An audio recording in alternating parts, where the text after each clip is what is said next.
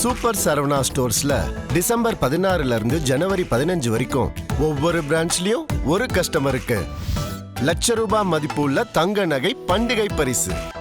சொந்த வீடு வாங்க ஸ்டெப் ஸ்டோனுக்கு வாங்க. Step stone. ஜெயலலிதா அவர்கள் எத்தனை தடவை மக்கள் முன்னாடி வந்து பேசியிருக்காங்க. அவங்களுடைய தேர்தலில் பார்த்தீங்கன்னா வெற்றி பெற்ற அந்த 5 வருஷம் அவங்க சிஎம் இருப்பாங்க. தோல்வி பெற்றாங்கன்னா நேராக கொடநாடில் போய் ரெஸ்ட் எடுப்பாங்க. அதுக்கப்புறம் எம்பி தேர்தல் வந்தால் அது தேர்தலுக்கு 6 மாதத்துக்கு முன்னாடி தான் களத்துக்கே வருவாங்க. அதுக்கு நீங்கள் டே 1லேருந்து அதை பற்றி நீங்கள் கமெண்ட்ஸ் கொடுத்துட்டே இருந்தாலும் அது எடுபட போகிறது கிடையாது. ரியாலிட்டி இந்த 2 பேர் நீங்கள் அறிக்கை கொடுக்குறாங்க, சூப்பரான ஃப்ரண்ட் ஒர்க் பண்ணியிருக்காங்க, முன்னாடியிலேருந்தே பண்ணுறாங்க. ஏன் மக்கள் ஓட்டு போட்டு தேர்ந்தெடுக்கலாம்? நீங்கள் அதை பண்ணால் நீங்கள் தேர்ந்தெடுக்கணும். இப்போ உங்களுடைய கருத்து பிரகாரம் என்ன? கருத்து கொடுத்துக்கணும், அறிக்கை கொடுக்கணும், முன்னுக்கு வரணும். வந்தால் நீங்கள் ஓட்டு போட்டுருவீங்களா? விஜய் அவர்கள் கூட்டணி வைக்கல, தனியாகவே நிற்கிறாரு, தோத்துட்டாருன்னு வச்சுக்கோங்க சார். நாளைக்கு மறுபடியும் திமுக ஆட்சிக்கு வரும்போது அட்ரஸ் இல்லாமல் ஆக்குவாங்களே சார் உங்களுக்கு? அட்ரஸ் இல்லாமல் ஆக்குறதெல்லாம் லாஜிக் இல்லைவா? இது வந்து நான் தான் திருப்பி சொல்கிறேன். அழிவின் விளிம்பில் இருக்கும் கட்சி கூட அழியணும்னா 10 வருஷமாவது ஆகும். தமிழ்நாடு அரசியல் வந்து டிஎம்கே விசஸ் அதர்ஸ் தான் என்றைக்குமே. நீங்கள் 30% திமுகனா மீதி 70% திமுக வெறுப்பாக இருக்கிறவங்க, எதிர்ப்பு அரசியல்வாதிகள் தான் அதிகம்.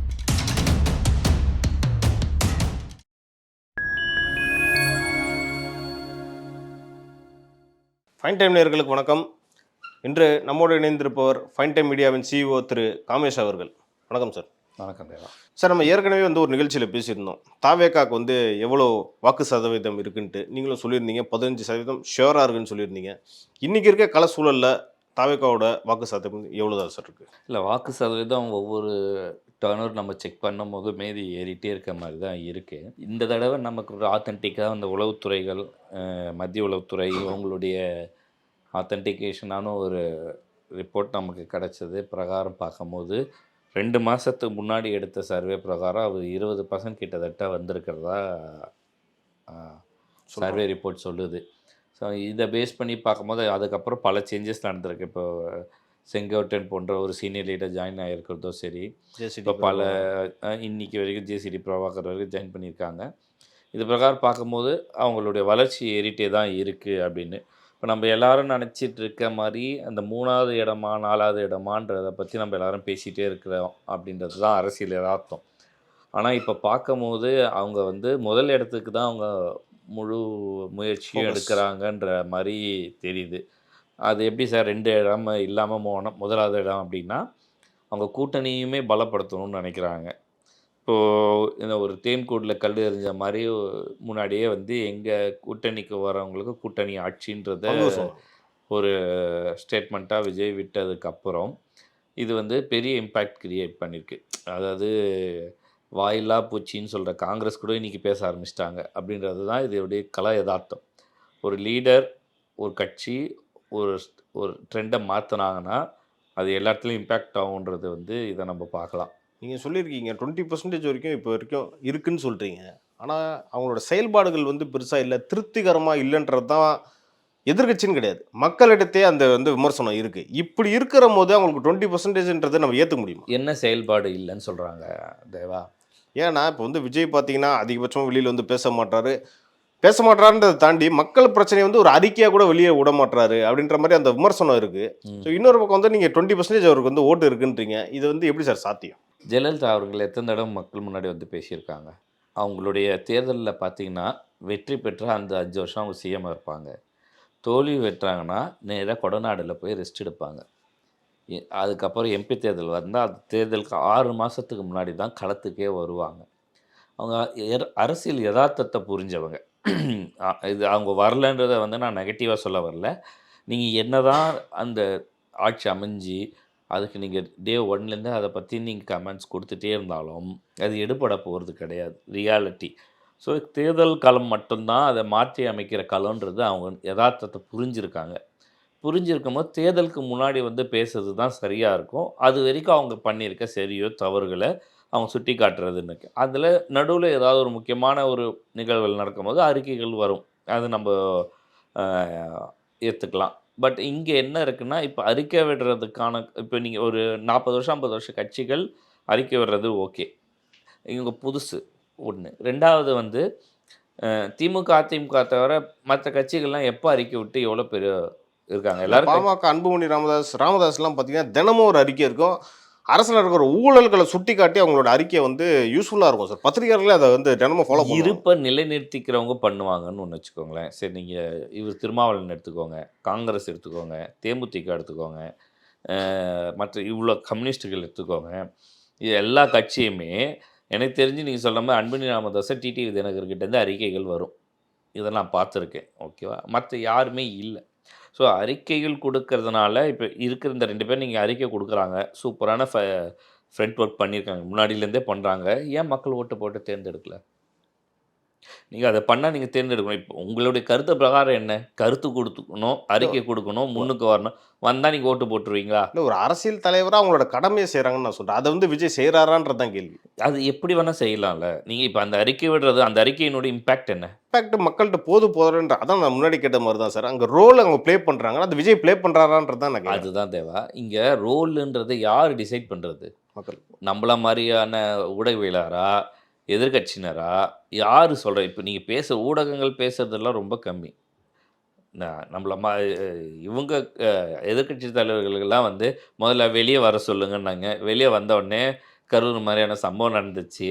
அதுக்கப்புறம் திருப்பி உள்ளே போய் உக்காந்துட்டாருன்னாங்க. திருப்பி வெளியே வந்தால் அவர் 10 நிமிஷம் பேசினார், இப்போ அரை மணி நேரம் பேசினாருன்னு இவ்வளோ தான் பேச முடியுது. கிரிட்டிசிசம் இது வந்து அவங்கவுங்களுக்கு என்னென்ன வருதோ அதுதான். இப்போ வந்து ஸ்டாலின் அவர்கள் வந்து முதலமைச்சராக இருக்கார். பேப்பர் எழுதாமல் படிக்க சொல்ல முடியுமா? அது ரியாலிட்டி இல்லை. அது நான் குறையாவே பார்க்கல.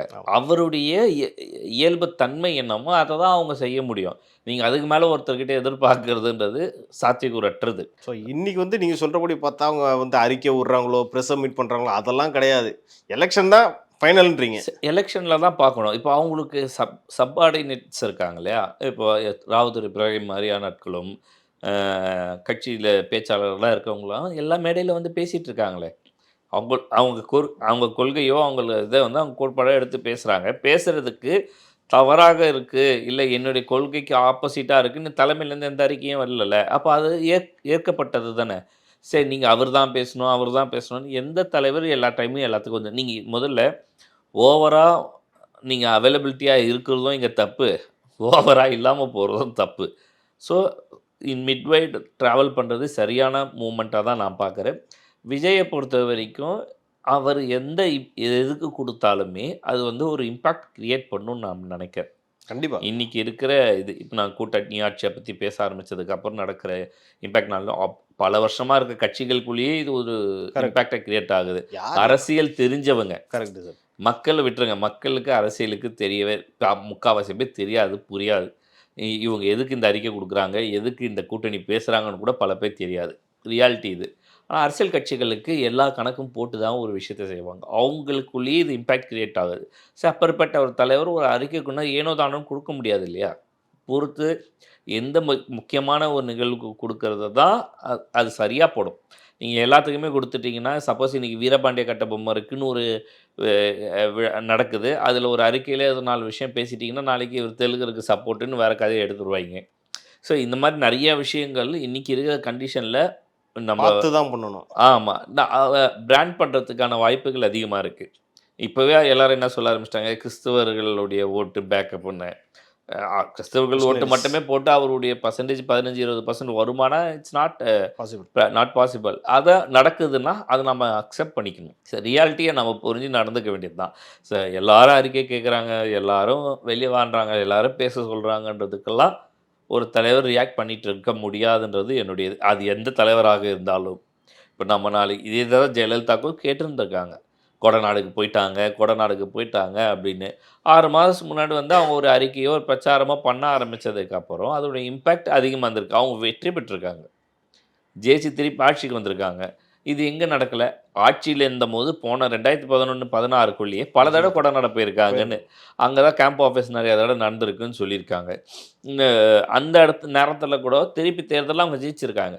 ஸோ இதெல்லாம் வந்து பெரிய இம்பேக்ட். நம்ம அரசியல் இப்போது அவர் ஜெயிக்கிறாருன்னு வச்சுருப்போமே, ஜெயிச்சதுக்கப்புறம் அவர் என்ன பண்ணுறாரு, அந்த 5 ஆண்டு தான் அடுத்த 40 ஆண்டு அவர் எதிர்க்க அரசியலுக்கான அரசியல். இப்போ நம்ம எதை பேசுகிறதுமே சரி கிடையாதுன்றது தான் என்னுடைய பொதுவான அப்போ கருத்து. இது வரைக்கும் திரு விஜய் அவர்கள் பயணிச்ச அந்த பாதை கரெக்டுன்னு தான் நீங்கள் சொல்கிறீங்களா? எங்கேயுமே லேக் இல்லைன்றீங்களா? லேக் எல்லாருக்குமே இருக்கும் தேவா. நீங்கள் ஒரு விஷயம் ஒரு படி எடுத்து வைக்கிறோம், அது சரி தவறுன்னு வச்சதுக்கப்புறம் தான் முடிவாகும். வைக்கிறதுக்கு முன்னாடி இது சரியா இது தவறான்றது பேசுறதுல லாஜிக்கே இல்லை. ஸோ அவங்க ஒரு படிப்படியாக முன்னுக்கு வராங்க, ஓகேவா? இன்னொன்று, இன்னைக்கு மாற்றுக் கட்சியிலேருந்து எல்லாம் சேர்றாங்க. நம்ம இன்னைக்கு பேசி எடுத்துகிட்டு இருக்கிற நேரத்தில் பல கட்சியிலேருந்து பல பேர் அதிமுக, திமுக, ஒரு கவுன்சிலர் கூட இப்போ தாவேக்கால சேர சுயேட்சையான கவுன்சிலர்னா கூட ஓகே. ஆனால் என்னென்னா ஒரு இம்பேக்ட் கிரியேட் ஆகும் நினைக்கிறேன். இதை நான் வந்து 2006 தேர்தலுக்கு முன்னாடி விஜயகாந்த் அவருக்கு நடந்ததை நான் பார்த்துருக்கேன். கண்கூட நீங்கள் இந்த இந்த இந்த செய்திகளோ இந்த இதுவுமே வந்து தொட்டு வந்துட்டுருக்கு. என்ன ஒரு சேஞ்சஸ் அப்படின்னா, அன்றைக்கி பண்ருட்டியாக கட்சி ஆரம்பிக்கிறதுக்கு முன்னாடியே விஜயகாந்த் அவர் கூட ட்ராவலில் இருந்தார். இன்னி செங்கோட்டையன் போன்றவர்கள் வந்து கட்சி ஆரம்பித்ததுக்கப்புறம் ட்ராவல், அவங்களுக்குன்னு ஒரு பேக் ஃபயர் ஆனதுக்கப்புறம் வராங்கன்னு கூட இருக்கலாம். இதுதான் விஷயம். இன்றைக்கி களத்தை வந்து 2வது இடத்துல யாருன்றது போட்டி அப்படின்னு பல பேர் பேசுகிறாங்க. ஆனால் விஜய் அவர் வந்து முதல் இடத்த டார்கெட் பண்ணி மட்டும்தான் வேலை பார்க்குறதா நான் நினைக்கிறேன். அந்த முதல் இடத்துக்கான இப்போ எக்ஸாம்பிள் நம்ம ஒரு உளவுத்துறை ஒரு ரிப்போர்ட் வந்து ரொம்ப ஒரு என்னென்னா சேஃப்டி அண்ட் ப்ரிகாஷனாக தான் கொடுப்பாங்க ஒரு மேலிடத்து கொடுக்கும்போது. அது வந்து 25ஆகவும் இருக்கலாம், 30ஆகவும் இருந்திருக்கலாம். ஆனால் அதை கொடுத்தா அது தவறாக இருக்கலாம். அது சப்போஸ் தவறும் பட்சத்தில் இவங்களுக்கு அது டேமேஜ் ஆகும். ஸோ நம்ம வந்து ஒரு 15லேருந்து 20% கொடுக்கலாம். இது கொடுத்தா இது ஷார்ட்டாக நம்மளுக்கு நம்ம கொடுக்குற ரிப்போர்ட் கரெக்டாக இருக்குன்ற ஒரு எண்ணத்தில் கூட அவங்க ரிப்போர்ட் கொடுப்பாங்க. ஆனால் அதுக்கு மேலே வந்தால் இந்த அதில் நம்ம எடுத்ததுலேருந்து இத்தனை காலத்தில் இது மாறி இருக்குன்றதுனால அவங்க ஜஸ்டிஃபை பண்ணிக்க முடியும். ஸோ இதுதான் கலை யதார்த்தம் எல்லா இடத்துலையுமே நடக்கும். ஸோ 15% அவருக்கு 25 இருக்கலாம். அந்த 25 ஒரு 35 ஆக்கிறதுக்கு ஒரு 10% கூட்டணி கட்சிகள் தேவைப்படும்னு அவர் நினச்சிருக்கலாம். அதுக்கான அடித்தளங்களை அவர் அமைச்சிட்ருக்காரு. இதெல்லாம் நடந்ததுன்னா மேபி அந்த அதிகமாக வர்றதுக்கு வாய்ப்பு இருக்குது. நீங்கள் சொன்னீங்க சார், கூட்டணி பற்றி சொன்னீங்க. ஏற்கனவே வந்து டிடிவி தினகரனும் ஓபிஎஸும் பேசிகிட்டு இருக்கிறதா சொல்கிறாங்க. நான் என்ன கேட்குறேன்னா, ஒருவேளை எடப்பாடி பழனிசாமி அவர்கள் பிஜேபியை கழட்டி விட்டுட்டு தாவேக்காவோட ஒரு கூட்டணி வச்சா அந்த சினாரி எப்படி இருக்கும்? எப்படி வைப்பாங்கன்னு சொல்லுங்கள். நான் திருப்பி சொல்கிறேன், இது வந்து அரசியல் யதார்த்தம் புரியாதவர்கள் பேச்சுவார்த்தைக்காகலாம் சொல்லலாம். மேபி ஒரு 6 மாதத்துக்கு முன்னாடி இது சொல்லியிருந்தால் நடக்கும்னு நம்ம எதிர்பார்க்கறதுக்கு ஒரு 10% சான்சஸாவது இருக்கும். ஏன்னா இது அதிமுகவினரே ஒரு அதிமுக மட்டும்தான் சொல்லுவாங்க. ஏன்னா அவங்களுக்கு தான் இப்போ உசுறு வேணும், ஆக்சிஜன் அவங்களுக்கு தான் தேவை. புரியுதுங்களா? ஏன் அப்படின்னா, சரி 2 பேர் சேர்றாங்க, யார் முதலமைச்சர் வேட்பாளர்? அதை தான் கேட்குறேன். ஏன்னா ஒரு சைடு அவர் வந்து தீர்மானம் நிறைவேற்றிட்டாரு, நான் தான் முதல்வர் வேட்பாளர்ன்ட்டு. விஜய் வந்து எடப்பாடி தீர்மானம் முதல்வர் ஆக்கிறதுக்கு எதுக்கு அவர் ஏன் கட்சி ஆரம்பிக்கணும்? அந்த கேள்வி வேலிடான கேள்வி தான் அது. ஸோ இது கள நிலவரம் வேறு. நீங்கள் விஜயகாந்த் வந்து இணைஞ்சார் கொண்டாருன்னுவாங்க, பவன் கல்யாணம் எல்லாம் 10 வருஷம் கட்சி நடத்திட்டு மாற்றிக்கொண்ட முடிவு. புரியுதுங்களா? இன்றைக்கி ஆரம்பித்து நேற்று முடியல. 2011 விஜயகாந்த் அவர் கூட அலைன்ஸ் வைக்கிறதுக்கு ஒரே காரணம், 2006 2011 திமுக ஆட்சி செய்த பல பிரச்சனைகள், அதிருப்தி மட்டும் இல்லை, தேமுதிக நிர்வாகிகளுக்கு திமுக லோக்கல் நிர்வாகிகளால் நடந்த ஏகப்பட்ட பிரச்சனைகள் இருக்குது. எவ்வளோ கேசஸ் எனக்கு தெரிஞ்சதை எனக்கு தெரியும். கிட்டத்தட்ட ஒரு விருகம்பாக்கம் பகுதியிலன்னு மட்டும் எடுத்திங்கன்னா தேமுதிக நிர்வாகிகள் மேலே கிட்டத்தட்ட அந்த ஒரு 5 ஆண்டு காலத்தில் ஒரு 18 கேசஸ் வந்து ஃபைல் ஆகிடுது. எல்லாமே 14 பேர் 15 பேர் இந்த மாதிரி. இதெல்லாம் தமிழ்நாடு த்ரூ அவுட்டாக நடந்தது. ஒரு ஸ்டேஜுக்கு மேலே ஒரு தலைவர் தன் தொண்டரை காப்பாற்றுறதுக்கு திருப்பி தனியாக நின்று கம்மியான சீட்டாக ஏதோ எடுக்கிறத விட ஒரு கட்சியிலேருந்து நம்ம தொண்டர்களுக்கு நம்ம நல்லா கொடுக்கணும்னு நினச்ச மனுஷன் அலைன்ஸ் ஃபார்ம் பண்ணார். அந்த நிலை முதல்ல விஜய்க்கு வரணும்ல. அதை தான் கேட்குறேன் சார். அது இல்லையே, இப்போ தான் நான் ஆரம்பிச்சிருக்கேன். நான் முதல் தேர்தலில் தான் நான் வரேன். இல்லை சார், ஒருவேளை இப்போ வந்து விஜய் அவர்கள் கூட்டணி வைக்கல, தனியாகவே நிற்கிறாரு, தோத்துட்டாருன்னு வச்சுக்கோங்க சார். நாளைக்கு மறுபடியும் திமுக ஆட்சிக்கு வரும்போது அட்ரஸ் இல்லாமல் ஆக்குவாங்களே சார் உங்களை? அட்ரஸ் இல்லாமல் ஆக்குறதெல்லாம் லாஜிக் இல்லை தேவை. இது வந்து நான் திருப்பி சொல்கிறேன், அழிவின் விளிம்பில் இருக்கும் கட்சி கூட அழியணும்னா 10 வருஷமாவது ஆகும். எப்படி? ஒரு இப்போ எக்ஸாம்பிள் டிடிவிக்கு 2.5% தான் ஓட்டு. போன எலெக்ஷன் 5 வருஷம் ஆச்சு, இன்றைக்கி டிமாண்ட் இருக்குது. என்னது டிமாண்ட்? அடுத்த இது 1% 1/2% இருக்கிற கம்யூனிஸ்ட் கட்சிக்கும் இன்றைக்கி டிமாண்ட் இருக்குது. நீங்கள் எப்படி அழிச்சிருவீங்க? அப்படி ஒரு விஷயம் நடக்காது தேவா என்றைக்குமே. இல்லை, விஜயோட ஸ்டேச்சருக்கு சொல்கிறேன். நான் தான் சொல்கிறேன், நீங்கள் ஒரு நீங்கள் ஸ்டேஜரில் குறையிட்டோம், கட்சி அழிக்க முடியாதுன்றேன் நான். அதுவே அவருக்கு பலமாகவும் மாறத்துக்கு வாய்ப்பு இருக்குது. இப்படி யோசிங்க. ஒரு எதிர்க்கட்சியாக இருக்கும்போது நீங்கள் நினைக்கிறீங்க அப்படின்னா அது பலமாகறதுக்கு வாய்ப்பு இருக்குது. அதுக்கு இன்னொரு கட்சியான அதிமுக மாதிரியான கட்சிகள் வீக்காக இருக்கிற பட்சத்தில் அது இன்னும் ஸ்ட்ராங்காக டிவிகேக்கு சப்போர்ட் ஆகும். ஸோ திமுக போகக்கூடாதுன்னு நினைக்கிறவங்க, நான் பல காலமாக சொல்கிறேன், உங்களுக்கு ஒரே விஷயம் புரிஞ்சுக்கோங்க. தமிழ்நாடு அரசியல் வந்து டிஎம்கே விசஸ் அதர்ஸ் தான் என்றைக்குமே. நீங்கள் 30% திமுகனா மீதி 70% திமுக வேண்டா வெறுப்பாக இருக்கிறவங்க, எதிர்ப்பு அரசியல்வாதிகள் தான் அதிகம். அந்தந்த சுச்சுவேஷனுக்கு ஒரு 10% முன்ன பின்ன கூடும் குறையும், அவங்க கூட சேருவாங்க, எதிர்க்க மாட்டாங்க. மீதி ஒரு 50% 60% என்றைக்குமே எதிர்ப்பு.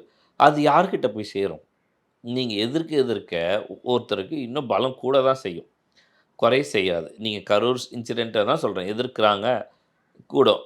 இப்போது ஜனநாயகன் படம் அப்போது வந்து பராசக்தி ரிலீஸ் பண்ணுறாங்க, அப்போ கூடும். அந்த பிரச்சனைகளும் வந்துட்டே தான் இருக்கும். சார் நீங்கள் கூடும்னு சொல்லிட்டீங்க. தொடர்ந்து திமுக எதிர்ப்பு அரசியல் தான் அதிமுக வந்து இத்தனை வருஷமாக பண்ணிக்கிட்டே இருக்காங்க. அவங்களோட வாக்கு சதவீதம் குறைஞ்சிக்கிட்டே போகுது சார். யார் பலமான பண்ணுறாங்க அதை பாருங்கள். நீங்கள் இன்றைக்கி விஜய் ஒரு அறிக்கை கொடுக்கும் போதோ, விஜய் வந்து தீய சக்தின்னு திருப்பி பேசும்போது இன்றைக்கி பலம் அதிகமாக இருக்கா? இல்லை அதிமுக தீய சக்தின்றது எடப்பாடி எப்போ கடைசியாக பேசினாரு ஞாபகம் இருக்கா? அதை சொல்லி ஒரு பலம் பேசவே இல்லை. அதெல்லாம் ஜெயலலிதா பீரியடோட முடிஞ்சிச்சு. ஓகேவா? இன்னொன்று, எடப்பாடி வந்து எனக்கு தெரிஞ்சு இந்த கலைஞர் நினைவு இல்லம்க்கெல்லாம் வந்து இடம் கொடுக்கல. எனக்கு தெரிஞ்சதே பேசி நீங்கள் கோர்ட்டில் போய் வாங்கிக்காங்கன்னா, கோர்ட்டில் போய் அப்ஜெக்ஷன் கூட பண்ணியிருக்கலாம். பண்ணலை. அது வந்து செட்டிங்கு. மக்களுக்கு வேணால் சொல்லிக்கலாம், அதிமுக தொண்டர்கள் வந்து ஏமாற்றலாம், அவர் வந்து எதிர்த்தா இருக்கணும். சரி, இது ரியாலிட்டி. நீங்கள் அதை இதே ஜெயலலிதா அவர்கள் இருந்திருந்தால் அது அங்கே நடந்திருக்காது. அதுதான் ரியாலிட்டி. கலைஞருடைய அதிர்ஷ்டம், ஜெயலலிதா மறைவுக்கு பிறகு அவர் மறைவு நடந்தது. இப்போ திமுக எதிர்ப்பு அரசியலை எடப்பாடி சரியாக பண்ணவே இல்லை. நம்ம சொல்லிக்கிறோம், ரியாலிட்டி அது கிடையாது. எல்லாரும் சரி, கொடநாடு கேஸ் மேட்டர் ஏன் இன்னும் இதுவாகவே இருக்குது? அது தேர்தல் அறிக்கையிலே இருக்குது. ஏன் அது மூவ் ஆகவே இல்லை? அது மூவ் ஆகாது. எனக்கு தெரிஞ்சு பல பேர் சந்தேகப்படுறாங்க. ஆனால் அந்த சந்தேகம் இருக்கே இல்லைன்னு கூட யாருமே சொல்லலையே. மூச்சை விட மாட்டாங்க சார் இந்த சைடு. யாருமே பேச மாட்டாங்களே. ஸோ எல்லாமே உள்ள அண்டர்ஸ்டாண்டிங்கில் போயிட்டு தான் இருக்குது ரெண்டு சைடும். கேட்டால் எடப்பாடி சொல்ல, நான் தான் சிபிஐ விசாரணை கேட்டேன். சிபிஐ எதுக்கு கேட்டிங்கன்னு யாருக்கு தான் தெரியாது. அங்கே போய் இப்போ சரண்டர் ஆகிட்டீங்கன்னா ஆட்டோமேட்டிக்காக நீங்கள் ஹேண்டில் பண்ணிக்கலாம்னு நீங்கள் நினைக்கலாம். அவரோட லாபத்துக்காக தான் அது எல்லாம். அவ்வளோதான். இது என்ன இருக்குது? அதை வச்சு அவங்க வந்து 10 சீட் 20 சீட் எக்ஸ்ட்ரா கொடுத்தா அவங்க விட்டுற போகிறாங்க, இவங்க பார்த்துக்க போகிறோன்னு நினைப்பு. அதுதானே இன்றைக்கி கரெக்ட் சார். அவர் வந்து இப்போ வரைக்கும் பார்த்தீங்கன்னா 20 சீட்டுக்கு மேலே தாண்ட மாட்டேன்ற குறிக்கோளில் இருக்காராமே பாஜகவுக்கு. அது அவருடைய இந்த வலிமையை பார்ப்போமே, எவ்வளோ நாளைக்கு அது நிற்க போகுதுன்னு பார்ப்போமே சார். வலிமைன்றதை தாண்டி அதெல்லாம் விட்டுடலாம் சார். பாஜகவுக்கு அதுக்கு வந்து இருப்பு இருக்கா சார்? 30-40 சீட்டு கொடுத்தா கூட ஜெயிக்க வாய்ப்பு இல்லை சார். இது டிஎம்கே தானே சார் ஃபேவராக போய் முடியும். ஏன் வாய்ப்பு? திருப்பி இப்படி தான் சொன்னீங்க. 20 எம்பி தேர்தலில் 20 வேட்பாளர் நிறுத்தி களம் கண்டிருக்காங்க பிஜேபி. ஓகேவா? ஒரு மாவட்ட செயலாளர் நிர்வாகினா கூட 40 தொகுதி. இது வந்து நான் டிவிக்கும் எல்லோரும் சொல்கிறாங்க, நான் அதையுமே வன்மையாக கட்டிக்கிறேன். அது எப்படி நிர்வாகம் இல்லாமல் இருக்கும்? அப்படிலாம் இல்லை. நீங்கள் எல்லா நிர்வாகத்தில் ஒரு எக்ஸ்எம்எல்ஏ இருப்பான், எக்ஸ்எம்பி இருப்பான், எக்ஸ்ன்னு நிறைய இருப்பான். இவங்களில் நீங்கள் கன்சால்டேட் பண்ணிங்கனாலே 250 தொகுதிக்கான வேட்பாளர் தயார். ஸோ அதெல்லாம் பிஜேபி வந்து இப்படி சொல்கிறது வந்து ஏற்புடையதில்லை. இன்றைக்கி நீங்கள் லீடர்ஷிப்புன்னு எடுத்து கவுண்ட்டு வாயில் பிஜேபியில் பேரை சொல்ல ஆரம்பிச்சிங்கனாலே 20 பேர் உங்களுக்கே வரும் சார். அது சொல்லிடலாம் சார். அவ்வளோதான். அதுவே அவங்களே வேட்பாளர்கள் தானே. வெற்றி பெறதுக்கான சூழல் அங்கே இருக்கான்றது தானே கேள்வியே. நீ இப்போ அது அதிமுகக்கே இருக்கான்றது தானே என்னுடைய கேள்வி. இல்லை அதிமுக ஏற்கனவே 7 வாட்டி ஆட்சியில் இருந்தவங்க, அவங்கள பற்றி நான் பேசலை. இப்போ பிஜேபி இன்னொரு ஃபோர்ஸாக வரப்போ அவங்களுக்கு இவ்வளோ சீட்டு கொடுக்குறப்போ அது வந்து ஏடிஎம்கேக்கு பேக் ஃபயர் ஆகும். ஏற்கனவே நான் 21 நின்று இருக்கேன்லப்பா. அப்போ நீங்கள் 20 தொகுதி கொடுத்துருக்கீங்களே. நாலு தானே சார். நீங்கள் எத்தனை தொகுதி நின்னீங்க? 180 சில்லற நின்னீங்களே. நீங்கள் எவ்வளோ தேய்ச்சிங்க?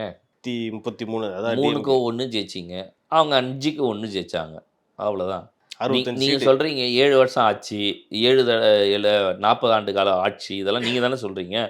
நீங்கள் 3க்கு 1 ஜெயிச்சா அது கரெக்டு, அவங்க 5க்கு 1 ஜெயிச்சா தப்பா? அதிமுக தனித்து ஜெயிச்ச அந்த வரலாறும் இருக்குல்ல சார். சார் அதெல்லாம் தலைவர் வேறுங்க. நீங்கள் அந்த தலைமை இருந்தால் இந்த அதிமுக பிஜேபி கூட்டணி 21 இருக்காதுங்க, அதை விட்டுருங்க. அது வந்து தனி. நீங்கள் என்ன பண்ணுறீங்க? உங்கள் கலநிலவரம் தான் நம்ம பேசுகிறோம். உங்கள்ட்ட மட்டும் பேசுவோம். சரி, ஓகே. இப்போ இவ்வளோ நாள் இருந்த ஸ்ட்ரைக் ரேட்டை விட இனிமேல் பாஜகவுக்கு அதிகமாக தான் இருக்கும்னு நீங்கள் சொல்ல வரீங்க. அவங்க எதிர்பார்க்கறது இருக்கும். அதை வந்து குறைச்சிட்டேன், நினச்சிட்டேன் அப்படின்னா திருப்பி அது வந்து அதிமுக இன்னைக்கு இருக்கிற அது அவங்களுக்கானது தான் நான் நினைக்கிறேன். எடப்பாடியை வந்து ஆட்சி அமைப்பாரான்னா அதுக்கான வாய்ப்புகள் இல்லைன்றதை நம்ம ஷோர்ட்டாக சொல்லிட்டு போகலாம். இப்போவே இல்லை எனக்கு தெரிஞ்சு. அவங்க கட்டமைப்பை பற்றி பேசுகிறாங்க. நம்ம பத்திரிகையில் கோடீஸ்வரர்லாம் சொல்கிறாரு 60,000 பூத்து இதை போட்டாங்க. சரி, பொதுமக்கள் ஓட்டுக்கும் பூத்துக்குமான டிஃப்ரென்ஷியேட்ஸ் நிறையா இருக்குது. ஓகேவா?